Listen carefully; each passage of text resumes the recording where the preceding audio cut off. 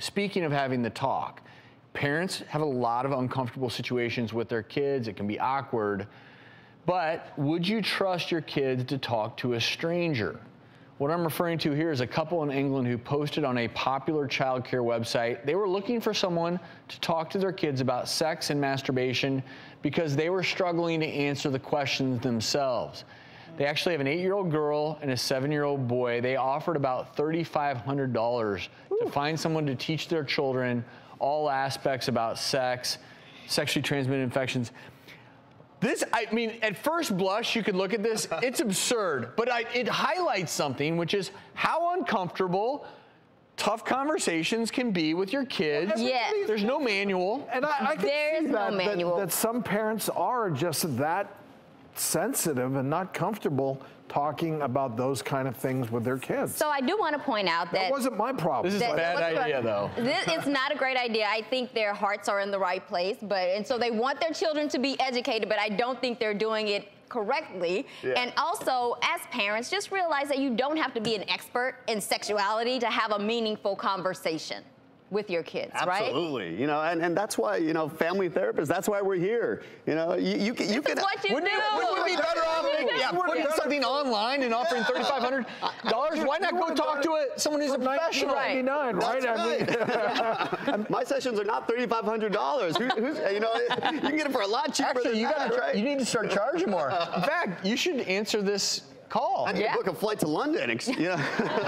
When is the best time to go see a therapist? And when do you have the child go in alone versus you accompany them? I think the hardest part is for when a parent to truly outsource, to truly say, I don't know how to reach them. You do it, whether it be about sex, versus okay, I'm going to go see a professional with my kids. When is the time to literally let someone else do it because you're struggling with it too much? Dr. Dow, and this is you, but I think as a gynecologist, I find that I like to talk to kids with their parents in the room, but then I want their parents to leave because sometimes the conversation totally changes. Oh, and trust me, I'm on your side. I'm not like, girl, you do that when you would typically say don't do that. So I think it's beneficial to have that conversation. You and I are on the same page. You know, I usually start with them together and then I separate them and then you leave that to us because you and I, we know, and then I kind of have a sense of, okay, I need to have this conversation with them both in the room. I need to do this with them separately, and you can let us be the judge. So the parents don't have to figure out, okay, which conversation do I need to have separately? But I think a lot of parents, and I think there are, you know, these parents don't know how to. They don't want to have any, you know, conversation about sex. I think there are a lot of parents on the other end of the spectrum, and they're telling their kids everything. They're like, oh, the first time I had sex, let me tell you how it went down for me. And it's like, oh, that's too much. Like TMI, right? Too much.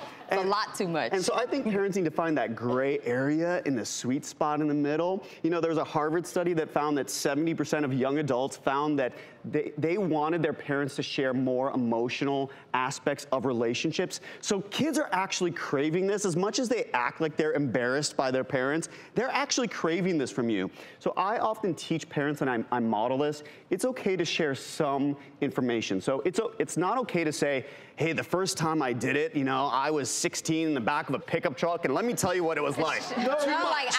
It was a Volkswagen van. But, you know, make sure that you're being honest. Yes. And, you know, if a kid is old enough to ask a specific question, they're old enough to get an accurate answer to that question because they're asking it for a reason. So you love them more than anybody else. You give them the information before they get it from someone else. I can tell you the one thing you do not want to outsource for your kids, and that is outsourcing the information they receive about health online. You don't want your kids learning about everything from sex to depression to, we talked about the fairy princess weight loss stories. So you've got to engage your kids, and if you're truly, truly uncomfortable, see a professional. Don't go online where a lot of the problems start offering $3,500 for some random person to come talk to your kids. Dr. Dow. I think we agree. Always appreciate it.